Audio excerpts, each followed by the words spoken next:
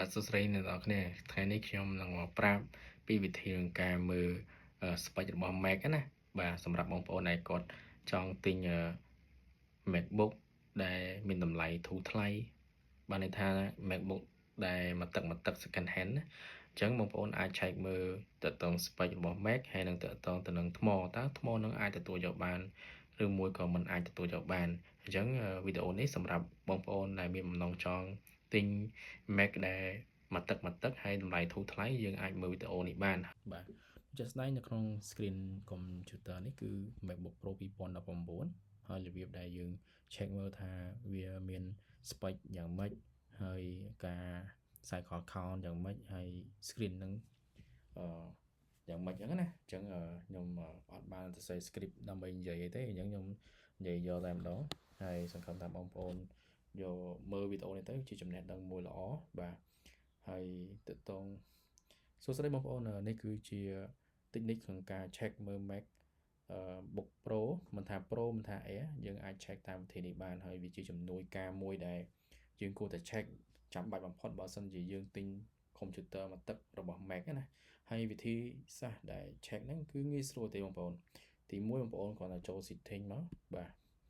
ដើម្បីយើងមើល spec តើ spec របស់ Mac ហ្នឹងនៅចំនួនទីប្រមាណបើសិនជាយើងទិញ MacBook Pro 2020ណាបាទអញ្ចឹង2020វាមាន2មាន M1 ផង chip ណាហើយនឹង Intel ផងអញ្ចឹងយើង check មើលចូលហ្នឹងមកយើងចូល about ដូចនៅក្នុងទូរស័ព្ទ iPhone អញ្ចឹងបាទគឺយើងចូល check បែបនេះបាទអញ្ចឹងMacBook របស់ខ្ញុំដែលកំពុងតែ review ឲ្យបងប្អូនមើលហ្នឹងគឺមានដូចខាងក្រោមនេះបាទ2019 16 inch អញ្ចឹង call spec អីប្រហែលអស់គឺមានប៉ុណ្ណឹងគឺ 2.6 GHz 6 call Intel Core i7 បាទអញ្ចឹងRAM 610GB ហើយយើងប្រើ Mac OS Ventura version 13.7.8 ហើយ screen មាន16 inch storage 512GB តែនៅក្នុងនេះគឺជាទូទៅរបស់ Apple គឺ 500GB តែនឹងឯងបាទអញ្ចឹងដើម្បីយើងចូល system មើល information ទាំងអស់យើង check មើលមក system report បាទយើងចូលមើលពី hardware ហ្នឹងគឺកន្លែងនេះ activation lock status ហ្នឹងបើសិនជាចេញពាក្យនេះគឺថា computer នេះគឺជាប់ iCloud ហើយបាទយើងមើលត្រង់ហ្នឹងដែរណាក៏ប៉ុន្តែmìnhបញ្ជាក់បន្តិចព្រោះថាយើងបើក internet ណាមាន Wi-Fi មកភ្ជាប់មកបាទកន្លែងហ្នឹងវា load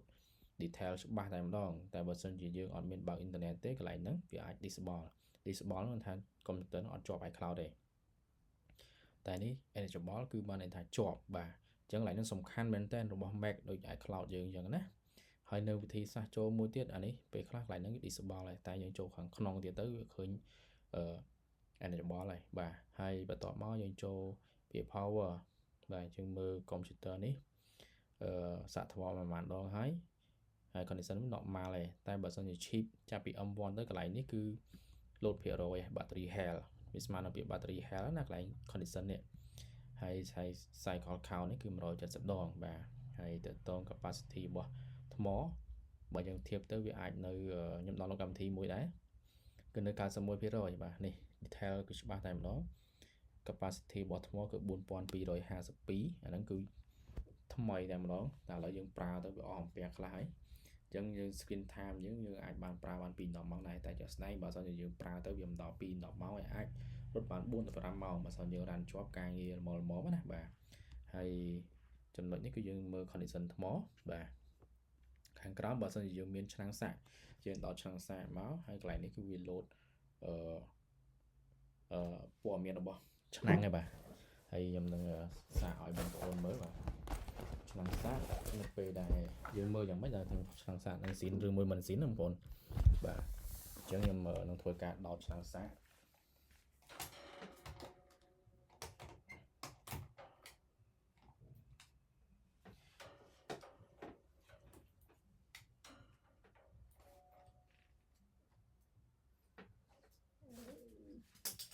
បាទនៅពេលដែលយើងដកឆ្នាំងសាកយើងបិទវាសិនបងប្អូនបាទយើងquit វាសិនដើម្បីឲ្យវា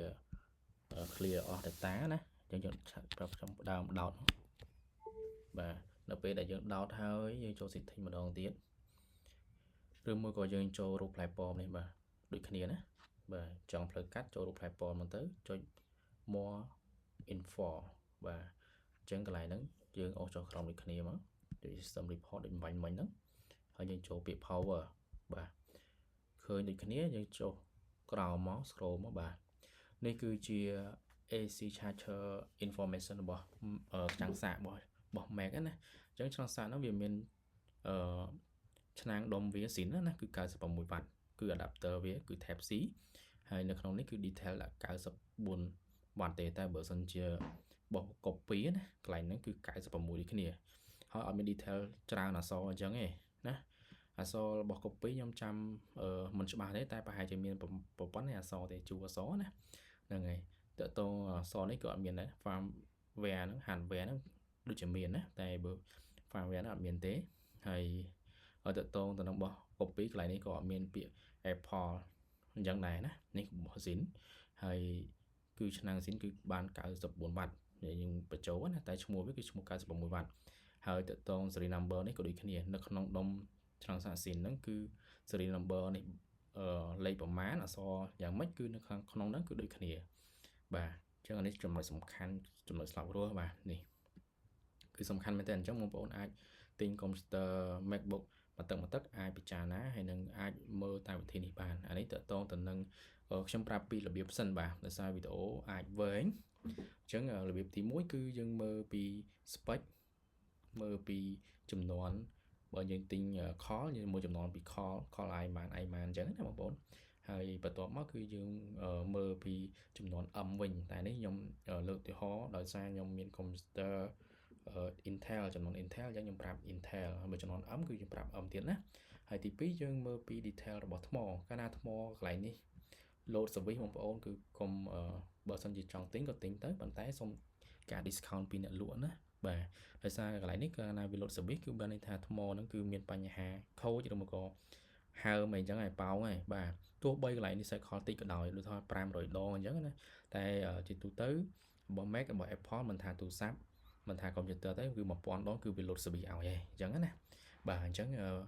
វីដេអូនេះគឺមានតែប៉ុណ្្នឹងទេចំណុចដែលខ្ញុំចែករំលែកគឺមាន2ទី1តកតងទៅនឹងការមើល spec របស់ Mac បាទនេះ spec វាទី2យើងមើល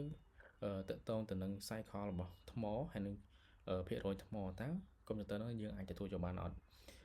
វីដេអូទី2ជួបជាមួយខ្ញុំនឹងការមើលរបស់Mac ដូចគ្នាតែតកតងទៅនឹង screen តើ screen original គេមើលរបៀបម៉េច key គេមើលរបៀបម៉េចអញ្ចឹងកុំភ្លេចបងប្អូនជួយ subscribe channel YouTube ខ្ញុំម្នាក់មួយផង channel YouTube នេះគឺយើងខាន post view ហើយក៏សង្ឃឹមថាបងប្អូនបន្តការតាមដានហើយនឹងទស្សនាហើយជួយ subscriber បងបាទអរគុណច្រើនបងប្អូនអរគុណជួបគ្នានៅវីដេអូក្រោយបាទ